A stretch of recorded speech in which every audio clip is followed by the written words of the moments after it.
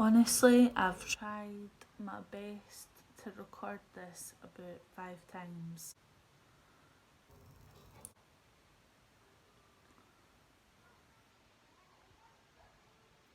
Hi everyone and welcome back to my channel. If you haven't already, please make sure that you subscribe and give this video a big thumbs up. So today I've decided that I was ready to start talking about my journey after giving birth, dealing with postpartum and depression and anxiety psychosis. So, when I was pregnant, I was very ill from about 6 weeks pregnant, and I had hyperemesis, so it was absolutely horrendous. And it made me feel really, really low in myself because there was days where I just didn't want to go to work. I didn't want to even get out of bed. Because when I did, when I was going to work, you'll hear Rosa in the background. When I was going to work, I was throwing up constantly, and being assistant manager, there was in my mind, like not from like the job, but in my mind, I felt like I was pressuring myself because I was having to set an example, and I just couldn't do it. I could not set an example for people because I was just so unwell.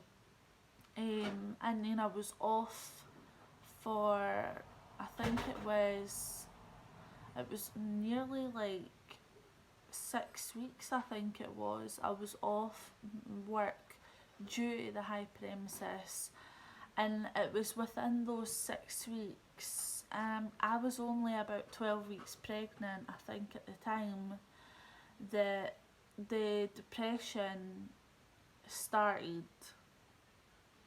And it started because I was obviously having seizures. As you know, I've got epilepsy, and I didn't want to leave the house. I just did not want to leave the house. My dad and my mum and my gran would come and visit me, and I just didn't want to go outside because, one, I was obviously throwing up everywhere, and two, having seizures, and three, I just physically never had the strength in me. So for 6 weeks roughly, I spent every single day inside, um, and I just could not bear it. I mean, there was days like I just would throw up in the street, and people used to stare at me. People used to like whisper behind my back. And then when I had seizures in the street or on the bus, like there was one time where I was having a seizure, and this was coming from someone who was on the bus, and helped me, and said to the paramedics that people just ignored me, just walked past, too busy on their phones.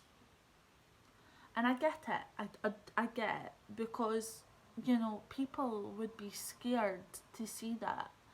So in a way I do understand, but that was what I was dealing with. Hard. It was really hard. Um,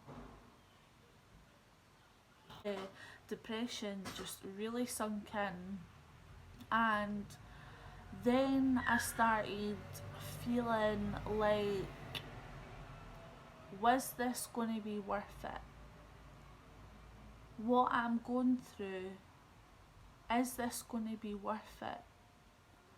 Because I felt like I started, well, I know I did, I started resenting the pregnancy, and I started regretting um, being pregnant.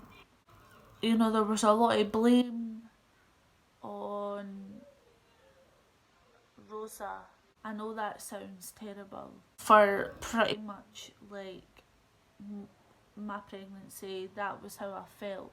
The doctors and the midwives, like, they could see that I wasn't myself. Like, from the start of the pregnancy to the end, like, I was a different person, and they could see that. They saw the change in me, and in the end they decided that it was best to induce me, because I just could not handle. I couldn't. I By 37 weeks, I broke, like, completely broke, to the point where I was depressed, and they knew that, and I was just done. And I get that people, when they're pregnant, and they're at the end of their pregnancy, they've had enough, like, but this was on another level. This was, like, below the scale. And so they induced me, and I had Rosa. And when I looked at her,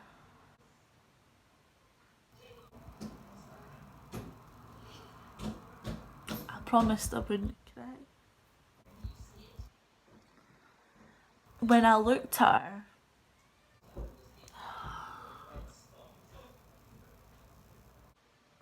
the rush of guilt started sinking in. And for that day, I felt nothing but guilt. When I had her, there wasn't that bond right away, and that was purely because all I could feel was guilt. And then from then on, I started, like, really thinking about it, over analysing it, and then I was realising in my head, like, when I was pregnant, Sam was, like, fully worried, and I feel felt like, hi, what are you doing? Are you fixing your hair? Are you fixing your hair?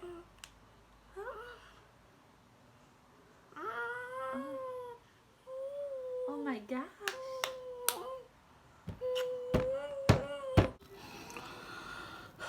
So I started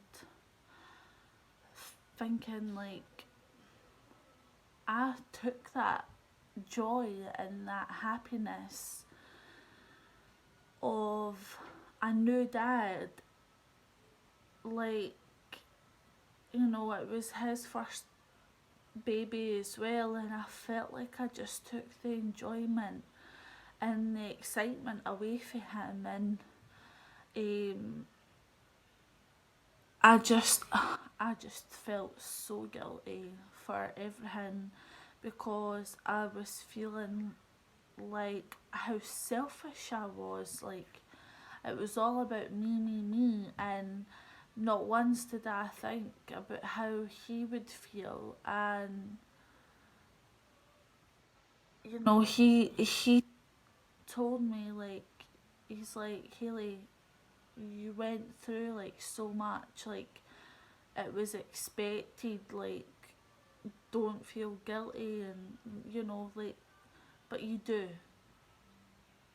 do feel guilty, and that guilt just would not go away. And I saw a therapist 6 weeks after having Rosa, and he told me that it was depression and some anxiety, because I was worried about leaving the house because I was worried that I'd have a seizure, because my seizures were just so unstable for pregnancy. Although I was taking my tablets, then they still weren't stable, so I was really worried. And the obviously the like the guilt, and my lowest at the time I thought was then, and I never knew that it was going to get worse, because as the months went by, like, I was silently suffering, because although people, family, and Sam knew that I had my 6 week appointment, I knew that I was feeling down. It was like everybody just expected it to wear off, and it never. And silently, I never said anything. I just dealt with it in my head and hoped that it would just go away. And every day it just got worse. The more Rosa was achieving her milestones, and the happier, like, and the love that I saw between her and Sam, like, the guilt just got bigger and bigger for the fact that I took that joy away from him, and the way I felt about my pregnancy, and how can I be a good mother when I was feeling like that.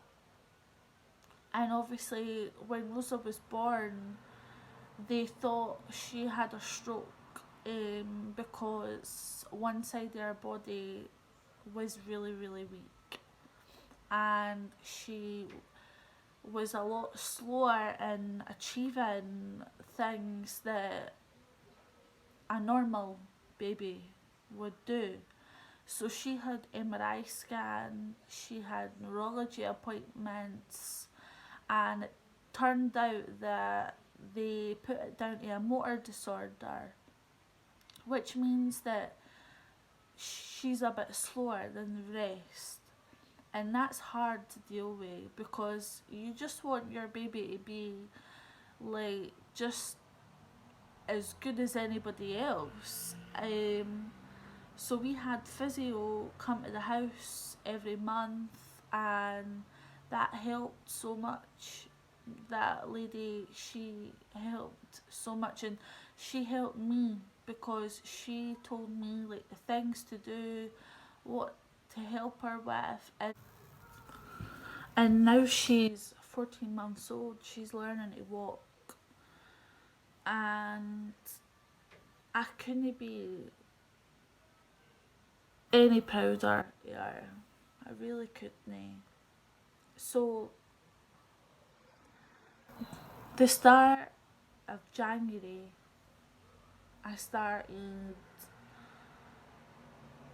having thoughts, and really, really dark thoughts.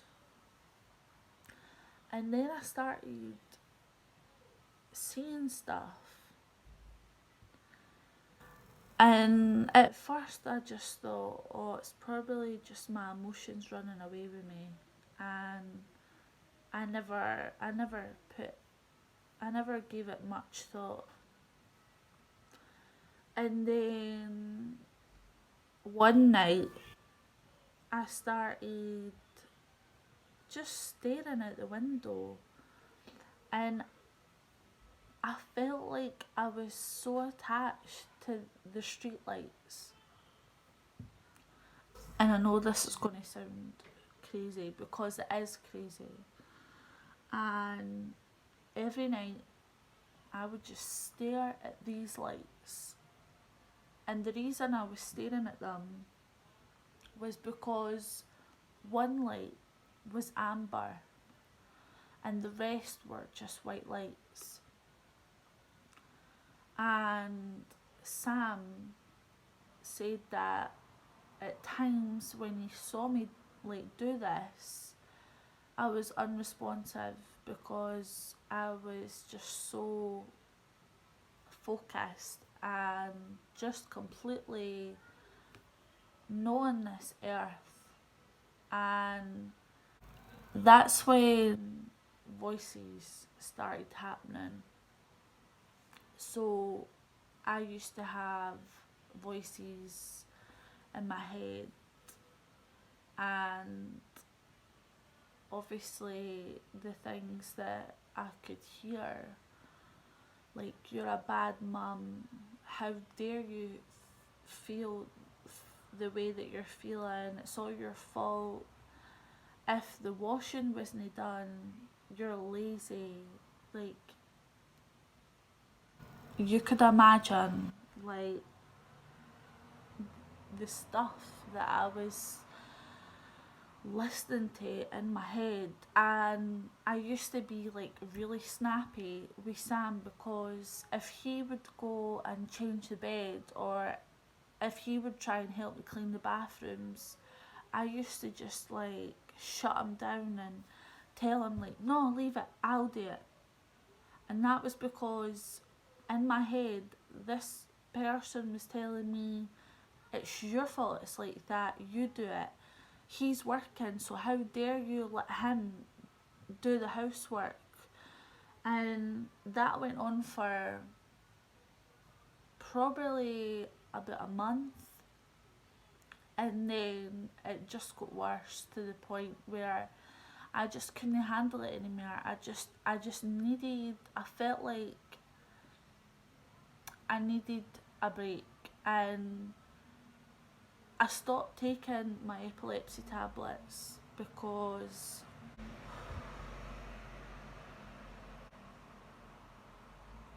I felt like if I had a seizure, that would be an easier way to go.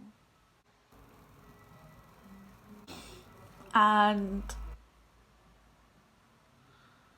every time I had a seizure, I felt disappointed. I didn't want to get better. I just wanted to go. I didn't want to be here. And one night, I wrote Sam a letter. It was like midnight. And I've just put my jacket on and walked to the house. And I just kept walking and kept walking. And I just felt like I just needed to breathe. And I just needed to escape from my head. And then I was sitting at a bus stop and the police stopped at the bus stop and asked if I was okay, and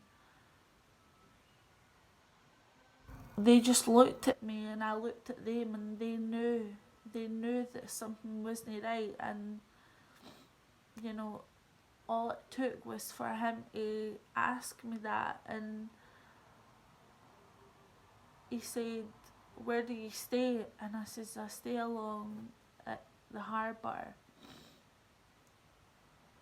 He says, do you want me to take you home? And I said to him, no, it's fine. He says, let me take you home. I want to make sure you get home safe. So I got back in the back of the car, and he drove me home. And he says to me, "Can you do me a favour?" And I says, "What?" And he says, "Tell your husband what's happened and how you're feeling, and tell him to make sure that you get help." So that's what I did. The next again morning, Sam, he took the day off work and he phoned the doctors, and we went to the doctors, and they said that there was nothing that they could do for me, that it was so bad that they felt like I needed to be sent to the Royal Ed, which is obviously a mental health hospital. And we went straight there, and they took me and assessed me, and it was then, like, I was telling them, like, I don't know why I'm here. I don't want help. I just want to be left alone. And we sat for ages talking, and they were assessing my situation, and they gave me numbers, and they told me that I was to go to the doctors the next again day to get a prescription. So we did that, and I was put on antidepressants, and I took the antidepressant, and then we had to go back to see a therapist at the doctor 2 days later. And obviously being on these tablets really made me feel like I was drunk. I was out yet.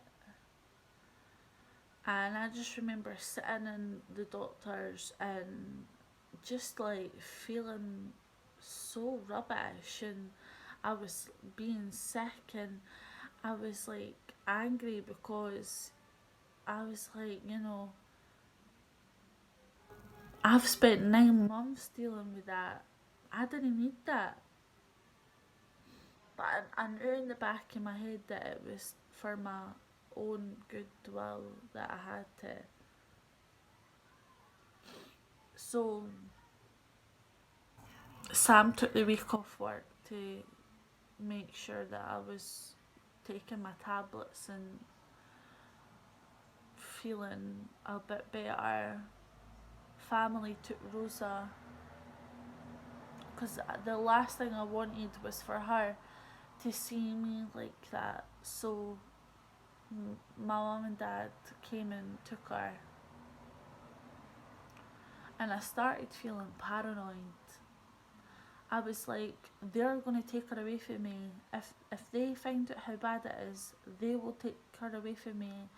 The social worker will find out, and like, the paranoia started sinking in. And obviously, like, doctors assured me nothing's going to happen to her. Like, the way I was feeling, I wasn't a danger to them. I was a danger to myself, and I would never ever hurt anybody. And they like reassured me nothing's going to happen.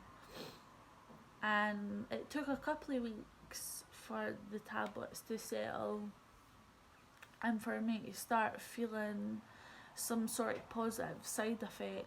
And basically, like, from then on, I started like feeling a wee bit positive. I started smiling and laughing and feeling that little bit happier, but the guilt was still there. But the psychosis had left. The psychosis stopped. and that made life that little bit easier. And a couple of months have went by, and of course I've had a relapse where there was like 2 days of psychosis, and I stopped taking my tablets, and then I just found the strength to tell Sam, look, this is what's happening. So I told the doctor, got me back on my meds, and now every single night Sam has to stand next to me and make sure that I take my tablets, because I didn't trust myself and he doesn't trust me.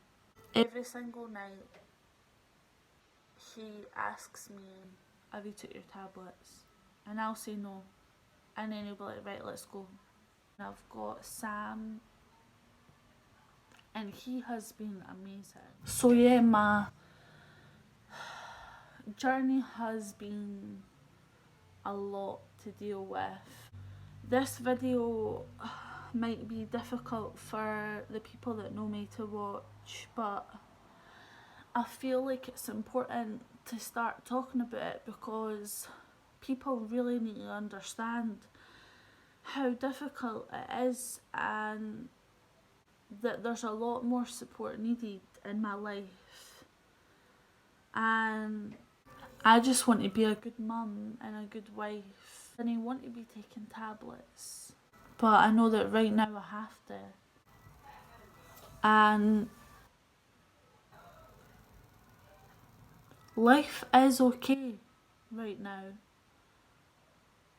I'm starting to see light, and if anybody is suffering, they need the help. They need to talk to someone, because as soon as you start speaking to someone, that's like the first step to getting better.